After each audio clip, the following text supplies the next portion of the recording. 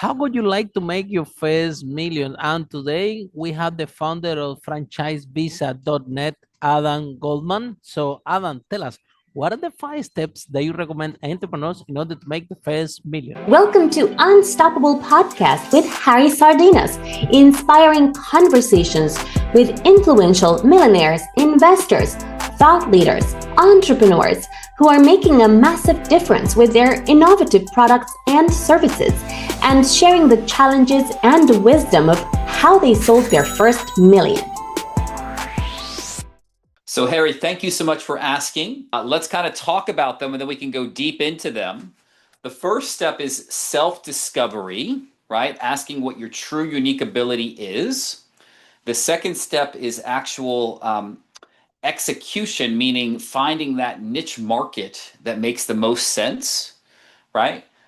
Doing discovery in that. And number three, team, meaning finding a great team of people to work with you, because I truly believe that success is in the hands of others and motivating them. And the fourth step is actually what I would say is a situation where you need to go ahead and you need to find really good mentors in order to make sure that you can people that can help you along the way in order to reach your successes. And last and certainly not least, Let's commitment to self-improvement and personal development. And when you start in the business, nobody knows you. You start to sell your products, and then you get a lot of no's because nobody knows you. The client want asking you for discount. The supplier want to charge you more, and at the same time you're trying to figure out what product you're gonna have and how much people are gonna pay for it. That, by the way, franchise is an amazing model that help entrepreneurs on a way because it's like a business in a box. So tell us what advantages can have entrepreneurs founded. Do you recommend entrepreneurs founded starting a business that try to start to do franchises first because it's kind of a business and in a box and people can learn all the skills to be an entrepreneur slowly? Or you prefer first, you recommend first to entrepreneurs to start their own business and then when they know what they're doing, then acquire a franchise? What is your so take great on this? question. A franchise is not for everyone, but for people that are executives, people that want to emigrate to the United States, right? Just in general, people that see the value in a system, then franchising makes a lot of sense. Yeah. And then when if people want to move to the United States and they want to move it because they the opportunity and they can establish businesses and they can uh, penetrate the markets. For example, I'm based in United Kingdom and in London, and some people have business in UK and they want to penetrate the US market. But for that, they're gonna take the type of visa, right? Absolutely. And so don't realize this, but and this is still working in the Trump administration. You can emigrate to the United States. There's a lot of interest from places like the UK by starting a franchise business. It's called an E2 visa. And it's the best kept secret in immigration to the United States. Wow. Yeah, tell us a little bit more about this. So, the American government wants you to invest in the American economy and to hire American workers. So, if you go ahead to a local consulate in the UK or somewhere else and you say to them, "Hey, look, I'm going to be opening this franchise business. Here's the 50 are already open with this franchise. I'm going to be opening it in X city. Here's my marketing. Here's my first customer. Give me a visa," and they give you a visa for yourself and your family. They do have to be previous franchise owner in their own country, right? Nope, nope. You can be as long as you are someone that's a viable franchisee. You don't have to be a franchisee in your company in your country beforehand. In fact, the UK isn't the only country that allows E2 visas. It actually works in over 100 countries in the world right now. Wow. So Yeah, that's what you said. It's a well kept. Yep. That so I'm happy that you shared our audience. So can you share a little bit more how this process work? Sure. So the way it would work is someone would reach out to me, right? Now, this isn't free, meaning my service is free, but to invest in this company, it might be about $100 to $125,000 or a little bit. And you would go ahead and you would visit with me, and I would go ahead and tell you which brands I think are the best fit for you. It's a customized service. I would also connect you with my partners that are immigration attorneys. And once you choose a franchise business, you go ahead and sign an agreement with them to open a location in a specific state. I've had placements in California, I've had placements in Texas or other places like Atlanta. And then you go ahead, you sign that document, and or in Florida, and you would go ahead and go to and say, look, here's my franchise brand. And what I find a lot of times, Harry, is that these businesses tend to be things that kind of are very boring businesses because I don't want to go into the specifics of the visa, but it typically works best when you come to the consulate with a first customer. So it's typically a service business, and they allow you and your family to emigrate to the United States. And the visa is renewable as long as your business is a going concern. As long as the franchise is on, right? As long as you're Yes, running. working. Yes. Yeah. So, for example, yeah, let me see if I understood right. Right. Of course, it's for all countries, but for example, somebody from UK want to buy a franchise of McDonald's Yep. in US, it would be eligible, right? So if McDonald's accepts E2 candidates, correct? Exactly. That depends. Also, the company has to accept those. Yes, has to say that they'll accept this visa as well. Yeah, the company, and because it's my understanding that the franchise of McDonald's is quite expensive. So until how much of a level of investment, because that the franchise in United States, even in this podcast, we have out of the 500 million that we interview, we have several franchise owners that have interviewed. I remember one guest that we had that he had a franchise in an accounting firm as a franchise, and he was also sharing here. They also have access to another type of franchises or different products. There is a minimum investment required for the franchises. So, like you said, you recommend some brands, so they're expensive, or what type of investment we're talking about? So the least expensive ones are about 100,000, anywhere from 100 to 150, which is very good, very amazing, starting point for. And even if you want to become an entrepreneur and start let's say you are in one country that qualify, you're a corporate, so you are cash rich, time poor, and you want to change your life, you want to sleep and become an entrepreneur, acquire a franchise is actually a no bad idea. The reason that I'm in this with you guys is our audience, they are all entrepreneurs, people that want to be entrepreneur, people from corporate that want to become entrepreneur and business owner from small, medium, and large size businesses. A lot of people listening to this podcast are in corporate, and they want to do this transition from corporate to entrepreneur. They are working so many years with the in a situation they're cash rich, time poor. And some people, for example, United Kingdom, they love US a lot, especially Florida, and because it's sunny, right? Absolutely. Rains and it's cold, yeah. And a lot of entrepreneurs like to be winter birds, including me. Absolutely.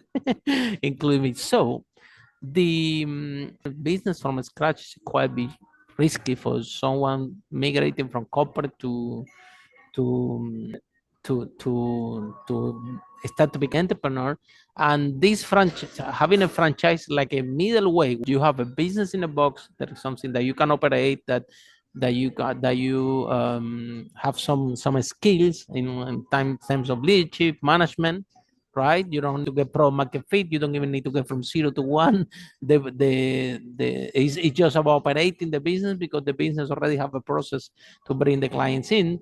is going to be way less resistance for people from abroad to enjoy to live in United States. So Adam, how you came with this idea? How did I come with an idea of franchises? I'm not the Yes. inventor of No, no, no, no, franchises. no, no, no, no. With the idea that you're gonna this product to people. Do you own a business before? Tell us a So little bit so more I about owned your a I owned story. a got it. Of course, of course. So look, what is this? It was never really fit into corporate America. I graduated from business school in 2004. I actually lived in Europe for 7 years, 5 years Wow, in where? Poland, to Poland Wow. in Warsaw, Oh, wow. and in Budapest. And look, I tried things. I owned a real estate company, but I realized in 2010, 15 years ago, that I was great at execution, but not great at business process. So I bought into a successful franchise business. I owned the rights to Houston, Texas for an office cleaning master franchise. And then in 2018, I received an unsolicited offer to sell my business. So I'm a success story in franchising. And I want my candidates to go ahead and to replicate the same success that I've had. Wow, that's really powerful. I think that the when we are in business, sometimes we need what we are really good at, and Yep. uh, the well, what we discussed before the broadcast, we have it failing of companies starting up that they never succeed, right? And in the first 1 or 2 years, making the first million. And one of the challenges that we face is this one, that to become an entrepreneur is a skill. The more you practice, the better you become. And all this iteration is not for everybody. And I'm glad that you honestly have been so humble to share, okay, here to our audience, what are your strengths and what are your weakness, because all the founders should be looking at the mirror and say, look, what I'm really good at. And if you're really good at leadership, execution, and management and operating, probably if you start a business from zero, from scratch, you're gonna head your head against the wall. And a lot of say, don't give up, don't give up. But how many times a fly go through the to the glass window if it's closed? You see, it doesn't matter how many times you're gonna hit the. It's not gonna work, because unless you change the approach and you open the door, the flies is not gonna get away. So what advice enhancing this, because look at you, you exited successfully your Yep. franchise, yeah. So what advice do you have for entrepreneurs out there that they are struggling, they are stuck, and they only have this idea, okay, I have this business and I have to make this business work? Even people internationally hear this broadcast, listen, but people from all over the world, from United Kingdom, Australia, Europe, from different, of course, the United States. So, what else do you have for entrepreneurs, let's say outside United States, that they are stuck, they are struggling, and try to move the business forward? They own restaurant for so many years. They're working from Monday to Sunday. They don't have time to spend with the family, the friends, trying to make this business work, and they're just not happy. What message you tell them? So my message is that, look, if you like, you talk about this whole that's trying through a piece of glass, it might be a situation where it might time to kind of give up and to try a different business. Exactly. You mentioned that entrepreneurship is the kind of thing where it's like a muscle. The more you use it, the stronger you get. Maybe it's time to try out a different business. Yeah, absolutely. Maybe it's time to change the approach. Absolutely, or to try a different business to because if you've been trying a long time and it's not really working out, maybe it's not the right one. It's about failure. Entrepreneurship is so much more about failure than success. It's about the other 7 or 8 times you've tried something that didn't work out, and that one time that's a home run. That's the whole idea behind this. If you look at very famous people from the past, people like Thomas Edison, everyone knows how amazing Thomas Edison was, and he's the founder of the light bulb, but they don't talk a lot about the Thomas Edison that had 99 or even thousands of experiments that were failed compared to that one that was successful. Yeah. And then finding your purpose. My first business was in property. We managed to sell over 5 million. I did it for the money, right? I remember that I want to become a millionaire. I want to make million. Okay. That's everything that was in my head, right? And then Okay. there I was in property. But down the line, I used to organize these property events in London. We call it Property Investment Summit, and I will invite all the experts in property, like the HMO daddy, the multi-occupancy, someone for Airbnb, a mortgage broker, and we put the audience. I used to teach my strategy in property to rent, and then we used to put people in the audience, right? And I was organizing those events, and I remember once one of the speakers told me, "Harry, listen to me carefully. If a tenant call you at 1 a.m. on Sunday telling you that the boiler is not working and you need to find a plumber right now to fix it, and you get upset about the call, maybe you shouldn't be in property business. You should be doing something else." And that was a deep reflection that I took from that speaker. Yeah, a very well known and wealthy property investor speaker that was at my event. Well, do I really, this is really what I really want to do the rest? Maybe there is something else that I like more, that I'm passionate about, and yeah, I don't know, eventually it will make money also, and will be but at least it's gonna be a journey that I am more passionate. I don't, for example, this podcast is something that we do supporting entrepreneurs. I can be speaking with you the whole day because I know that if a piece of sentence that you or I say here can life of any entrepreneurs out there, I think that our job is done. So tell us about this, about your passion, about fulfillment, because property. 1 out of 5 people that have been in this podcast, they are all property millionaires, real estate investors. So property is a very good vehicle to become wealth. Yet, if this is not your passion, could be contradicted. So what happened in 2010? What really get you out of the property thing? I know you learn a lot about it, but so tell us about finding your purpose. Okay, so what I would say, Harry, is I actually, with your permission, I kind of want to talk a little bit more about my candidates, right? The ones that are successful, and Of I course. talk to them on a regular basis. What I want to say is that I actually think that there's a trap of people falling for businesses that are their passion, right? So, for instance, if you're passionate about baking, right, you might like to make bread, but maybe you don't want to wake up at 3 o'clock every morning and make it for 2 hours, right?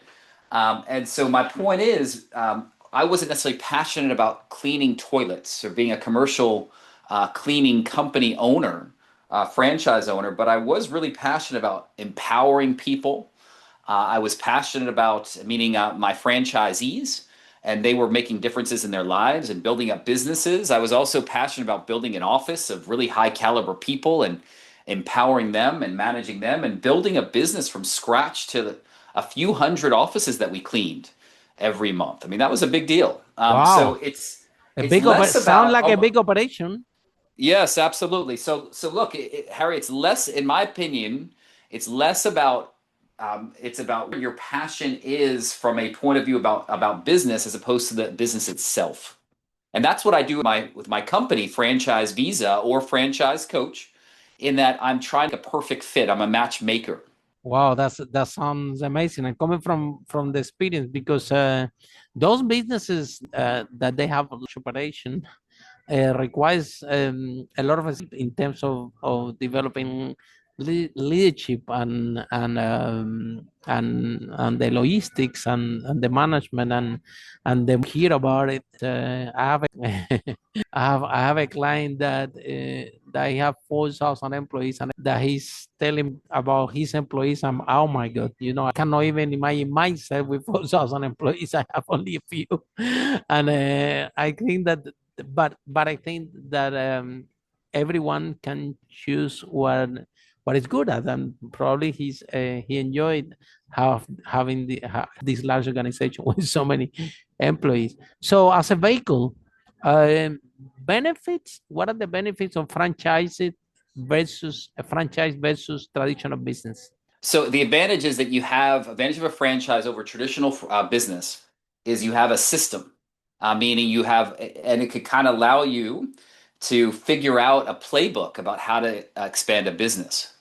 Now, the disadvantage of a franchise over traditional business is that you have to pay royalty fees and franchise fees. Yeah, but I think that one thing that, in my opinion, all the franchise have in common is that they don't depend on the client, right? When you're starting a business in this process from 0 to 1 million, you do depend on the client. If you don't have a client, that's it. You're over. You don't have a business. So whether if you have a franchise, acquiring the client is not actually the problem, because this franchise already has system exactly as you described, that they know how to, they have a brand, and they do TV advertising, they have already systems that consistently can bring clients through the door, which is the whole secret of running successfully franchise is just be a great operator, a great manager, and a great leader to empower your team. I think that depending on the clients, I am in the 0 to 1 process. If is Absolutely. So look, Harry, what I would say is this. I wish that I could have a magic wand and say, I don't care what business it is, if you buy a franchise, you're going to get unlimited business, right? Some businesses are easier than others to gain clients in, Mhm. but a good franchise brand is going to have a great system to allow you to 100%, kind of generate business. and a process, a Absolutely. proven process, Yes. and And look, there are certain businesses where you actually not getting clients. The issue is operational. yeah, I think that even before they grant you the franchise, they look they look into it, because they have to make these things succeed, because it's Yep. also good for them. They will make money. They're not gonna let you. Absolutely. They're not gonna let But you dive in something uncertain, because the owners of the franchise are gonna waste time and money, right? there are no guarantees, though, right? I mean, you could have the most amazing system, but if you're not going to work it, then you're not going to succeed. Absolutely. And if you're not gonna have happy clients, and so I think that in terms of consistency of this, there are is the secret how to when it comes to I remember that one in one talking about see if you have a McDonald's or Burger King, right? In the You have it in United Kingdom, you have it in US, you have it in Spain, right?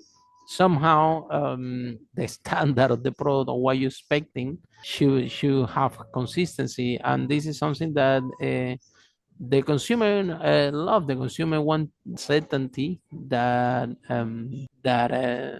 what they're gonna get. I know that, like, for example, in Spain, which is they have food, but when we have the tourists in Spain, the first day and the second day they land in McDonald's, Burger King, and KFC. Why? Because this is what they know. They know what to expect, and until they Yep. don't gradually know more the country, about the culture, about the food, they little by little don't stand to try new things, because at the end of the day, once is they are more safe buying a product or services that they already have some expectations how it's gonna be delivered. So tell us why you decide to spend time in Europe. Were you happy there? Got it. Well, Because it was it's cold in Hungary. Hungary, for example, that's the true. That's true. language is very as well. That is true. Well, look, I mean, Difficult a long language, time. difficult weather. What are you doing there? It kind of chose me. I was looking. I went after college, right? I had an economic internship, and I just fell in love with both of those countries, right? It was a really unique time. It was in 1996. Wow. So all these changes were going on in Eastern Europe, right? They had gone away from socialism to capitalism, and it was a fascinating situation. Every year was like a dog year because there's so many changes going on every year in both these countries. Wow. Wow. Fantastic. And tell us what are the do you think that from you living abroad, because the people from United States usually they don't travel, right? Entrepreneurs that I know, yeah, they travel a lot because of purposes. But do you think that living in Europe and see some more transformation has helped you in your life as an entrepreneur? Yes, I do. And the reason why is it gives me a unique perspective, right? I can relate to people. Many of my candidates come from Europe, and the fact that I've lived there and speak not as well as I did before, but speak some of the languages, and I've You do visited as speak well. some of the languages? I You speak picked it up. Hungarian I is speak one of the most difficult a little language in bit. the world. I Really? lived 2 years, right? So I had to pick some stuff up, right? It's So very difficult. It's my understanding that Hungarian is like the second language more difficult to learn. oh, really? Oh yeah, I read about this once. I don't know. I have to double check, but it's not easy. I get it. But no, I mean, it gives you a unique perspective to be there. Yeah. So last question, if people want to find out more about you, how people can find you, how this process works? So best way, I give free 15-minute consultations, right? So the first one is through franchisevisa.net. Just go ahead, go to my website, book a 15-minute chat. If you are already in the United States, you're welcome to go ahead and go to franchisecoach.net, and you'll find my information there to schedule a very quick 15-minute chat. Yeah, and regarding on coaching, there are sometimes a connotation about hiring the right mentor and the right coach. See entrepreneurs that they go there, they go online, they find a coach and a mentor with a Ferrari, with a big mansion, and say, okay, this is gonna be my mentor. And sometimes they don't choose someone a coach or a mentor more with the ground, the feet on the ground, that actually done it, that have experience, that the process, have lived abroad, understand the needs from abroad, understand the needs of the country that people are landing in. So tell us, what do you recommend to our audience?